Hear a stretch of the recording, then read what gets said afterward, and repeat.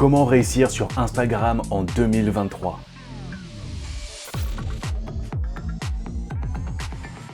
Imaginez 2 secondes que vous ayez la possibilité d'analyser des milliers, des centaines de milliers même de comptes Instagram.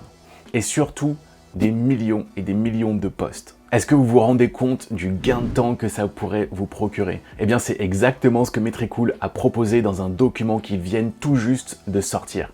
C'est un document qui réunit une analyse de 180 000 comptes sur Instagram. C'est juste énorme. Mais surtout, ils ont analysé près de 2 millions de posts sur Instagram. Ce que je vous propose dans cette vidéo, c'est vraiment de faire le tour de ce document-là, de voir en fait quelles sont les leçons qu'on peut en tirer, quelles sont les bonnes pratiques qu'on peut retenir de ce document, et surtout de répondre à des questions qui sont importantes, qui sont quel est le type de post qui a la meilleure portée, quelle est la fréquence de publication idéale, quels sont les types de posts qui donnent le plus d'interactions, et surtout quel est le meilleur moment pour publier. Ce sont toutes les questions qu'on se pose tous à chaque fois qu'on est sur Instagram. Quelle est la manière la plus optimale de publier sur Instagram? Et justement, ce document-là nous donne la réponse avec une analyse de milliers et de milliers de comptes Instagram et de posts Instagram. C'est parti pour la première question. Quel est le type de post qui a la meilleure portée? Et je ne vais pas faire de suspense parce que tout simplement on entend parler depuis des mois et des mois. Ce sont évidemment les réels d'Instagram.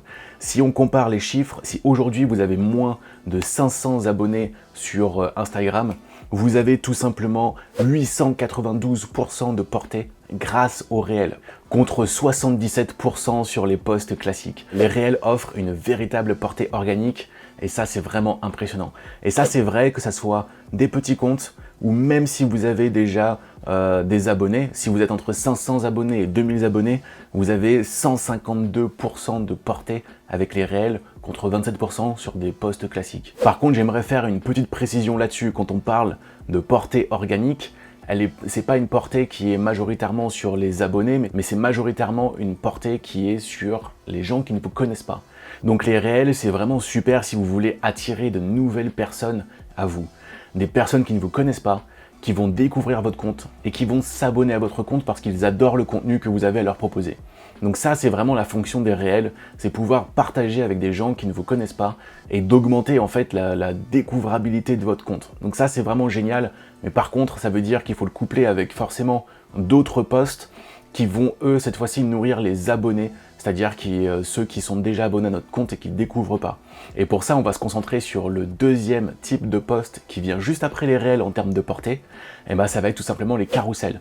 Ça permet aux personnes surtout de rester plus longtemps sur le même post, et ça, je pense que ça augmente encore une fois l'interaction qu'on peut avoir avec les publications. On vient à la deuxième question, quel est le nombre optimal de publications qu'il faut faire par jour? Pour ça, le document de Metricool nous propose tout simplement en fait de regarder le type de post et en fonction du nombre de followers, de voir en fait quelles sont les habitudes. Donc c'est-à-dire, si on regarde un petit peu les personnes qui sont entre 0 et 500 followers sur Instagram, publient en moyenne 3 posts par semaine, que les posts dans le feed, les posts classiques, elles publient 4 stories par semaine et elles publient un seul reel par semaine. Et si on passe cette fois-ci aux personnes qui sont entre 10 000 et 50 000 abonnés sur Instagram, les posts passent à 5 par semaine, les stories à 26 par semaine et les reels à entre 1 et 2 reels par semaine. J'aimerais mettre un petit bémol là-dessus parce qu'on ne sait pas réellement si c'est le fait de publier souvent qui a ramené du monde sur le compte ou si parce que le compte a eu plus de monde, les gens se sont mis à publier plus souvent.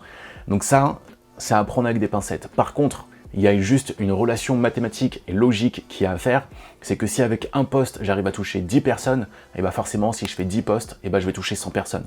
Donc ça c'est quelque chose de mathématique et je pense que les petits comptes aujourd'hui, ce qui leur manque, et bah c'est tout simplement d'augmenter la fréquence de publication. Comment avoir le maximum d'interactions sur ces posts? Le document de Metricool nous donne une information qui est capitale, c'est qu'il y a une relation directe entre le nombre d'interactions et la portée.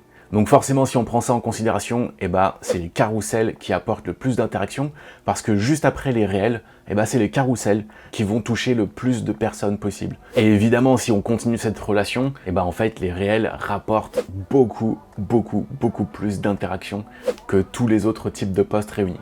Et maintenant, une question que tout le monde se pose. Quel est le meilleur moment pour pouvoir publier sur Instagram? La réponse, elle est vraiment très simple. Et comment le document en fait répond à cette question-là? Ils ont tout simplement pris le moment en fait où il y avait le maximum de gens connectés sur Instagram, et en fait c'est tout simplement 20 heures. Alors moi je ne conseille pas forcément de publier à 20 heures parce que vous voyez qu'à 20 heures c'est le pic, c'est vraiment le pic maximum de gens qui sont connectés. Mais juste après, il y a vraiment une grosse descente sur le graphique. Donc ce que je conseille, c'est vraiment de prendre un petit peu d'avance là-dessus et donc de publier entre 17, 18 jusqu'à 20 heures. Et en fait, on va pouvoir profiter de cette courbe-là qui monte et puis après, on va avoir cette courbe qui descend tranquillement. Aujourd'hui, si vous voulez réussir rapidement sur Instagram, vous devez augmenter la fréquence de vos posts. Moi, ce que je conseillerais, c'est tout simplement de maximiser les reels et de maximiser les carousels sur les posts purs. Et ensuite de faire des stories vraiment tous les jours, pour pouvoir connecter avec son audience. Alors évidemment, tout ça, ce sont juste des données, ce sont juste des statistiques, mais il y a quelque chose d'essentiel que le document ne dit pas et qu'il faut bien avoir en tête. Vous avez beau publier le nombre de fois qu'il faut, si vos contenus n'intéressent personne, et ben vous n'allez pas forcément avoir de traction sur votre compte. Parce que ce qui est important, c'est pas juste de faire grossir son compte, ce qui est important, c'est d'avoir du trafic qualifié qui vient à partir de son compte, d'avoir des personnes qui sont intéressées par ce que vous avez à offrir, ce que vous avez à vendre, et tout simplement de créer une véritable communauté. Si vous avez aimé la vidéo, je vous invite à laisser un like et à vous abonner pour ne pas louper les vidéos qui vont suivre. Et si jamais vous voulez récupérer le document d'analyse de Metricool, venez sur notre Instagram Wolfeo, envoyez-nous un message par message privé et je vous l'enverrai directement. Donc voilà, maintenant vous avez absolument tout ce qu'il vous faut pour pouvoir percer sur Instagram en 2023. Et si jamais vous avez apprécié cette vidéo, je vous invite à regarder celle qui suit juste ici et que je vous mets à l'écran parce que je vais parler avec vous de toute notre stratégie de contenu global pour 2023.